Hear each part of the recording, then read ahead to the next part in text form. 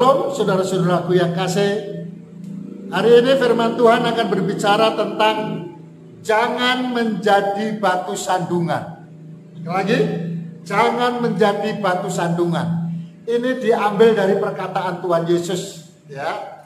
Secara spesifik Tuhan Yesus sudah pernah katakan dalam Injil Matius pada pasal 17 ayat 27 dikatakan begini. Tetapi supaya jangan kita menjadi batu sandungan bagi mereka, pergilah memancing ke danau, dan ikan pertama yang kau pancing, tangkaplah dan bukalah mulutnya, maka engkau akan menemukan mata uang 4 dirham di dalamnya.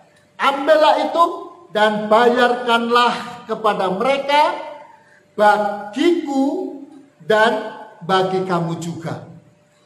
Saudaraku yang kasih, ini diawali sebuah pertanyaan, ya. Orang yang tidak suka akan ajaran Yesus, ya. Dia cari-cari kesalahan dan lain sebagainya, mereka-reka saudara-saudaraku yang kasih, ya. Makanya dia tanya, cobalah, itu Yesus bayar pajak tidak? Murid-muridnya, pengikutnya bayar pajak juga tidak? Ya, jadi saudara-saudaraku yang kasih, ketika murid-muridnya berkomunikasi dengan Yesus, saudaraku yang kasih, lalu Yesus bilang apa? Kita harus bayar pajak, ya.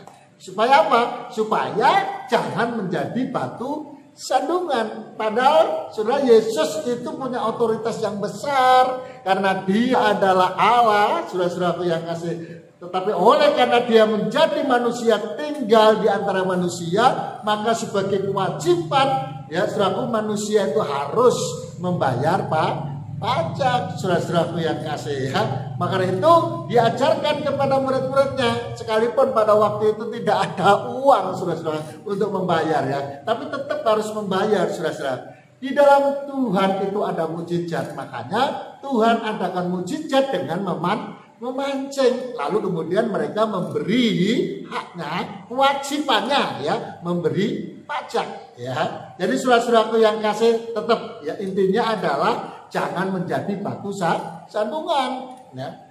Batu sandungan, ya. Kita harus menjadi contoh, kita harus menjadi teladan. Itu orang-orang yang percaya kepadanya, itu yang seharusnya menjadi tabiat orang percaya, saudara-saudaraku yang kasih, ya. Nah, saudaraku, orang yang takut akan Tuhan, orang yang percaya kepada Tuhan, orang yang mengerti firman Tuhan, itu pasti tidak akan menjadi batu sandungan.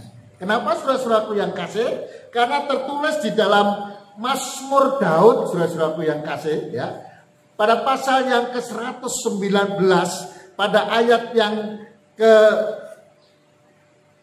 165 itu dikatakan begini, ya.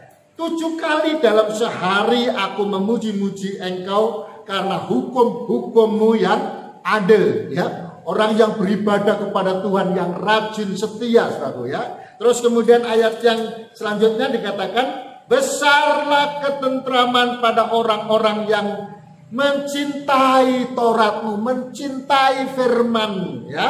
Tidak ada batu sandungan bagi mereka, ya. Orang yang beribadah dengan baik, orang yang mengerti, memahami firman Tuhan dengan baik, saudara, orang itu tidak akan menjadi batu sandungan. Jadi batu sandungan itu tidak ada bagi mereka. Kenapa? Karena dia tahu apa yang dia lakukan, ya. Tidak, saudara-saudara, membuat orang lain sakit hati oleh karena kesalahan, saudara. Ya, ini beda, ya, ini beda. Kalau ada orang yang salah, yang berdosa, kita ingatkan, dia sakit hati, ya. Saudara, ini beda, ya. Itu harus, saudara-saudaraku yang kasih, ya.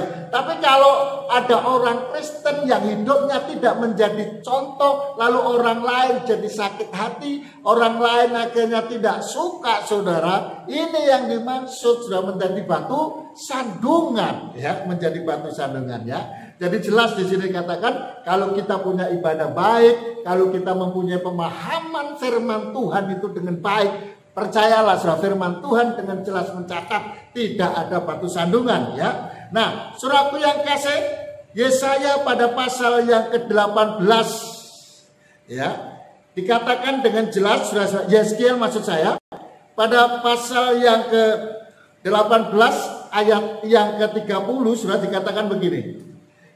Oleh karena itu aku akan menghukum kamu masing-masing menurut tindakannya, hai kaum Israel. Demikianlah firman Tuhan Allah, bertobatlah dan berpalinglah dari segala durhakamu, supaya itu jangan bagimu menjadi batu sandungan yang menjatuhkan kamu ke dalam kesalahan. Ya, jadi saudaraku, bertobat. Ya, karena orang yang tidak bertobat akan bisa menjadi batu sandungan. Kenapa? Orang-orang Kristen yang sudah lama terlahir Kristen ada begitu banyak menjadi batu sandungan karena dia tidak bertobat, saudara. Seharusnya orang yang sudah lama jadi Kristen itu menjadi contoh, itu menjadi teladan. Tapi apa yang ada? Ya, dia nggak bertobat, saudara. Ngomongnya saja pinter, ya toh. Firman Tuhan hafal, tapi hanya sekedar hafal saja, tidak dipahami dengan benar, ya. Saudara-saudara, sehingga apa? Apa yang dilakukan itu tidak sama dengan apa yang dipikirkan. Yang dipikirkan bagus, tapi yang dilakukan tidak bagus. Salah, saudara-saudaraku yang kasih, ya. Untuk itu, saudara-saudaraku yang kasih, ayat terakhir 57 ayat yang ke-14 dikatakan, ada yang berkata, bukalah, bukalah, persiapkanlah jalan, angkatlah batu sandungan dari jalan umatku. Ya, jadi saudara-saudara, kita harus angkat itu. Kita harus buka, saudara-saudaraku yang kasih, hati kita itu yang batu sandungan yang membuat orang lain tersandung, itu kita angkat, ya toh? Kita buang, ya, supaya kita tidak ada sakit hati, ya toh? Kita tidak menjadi pendendam sehingga orang tersandung atas kita, ya. Untuk itu saudara-saudaraku yang kasih, ayo kita lebih mendekatkan diri kepada Tuhan.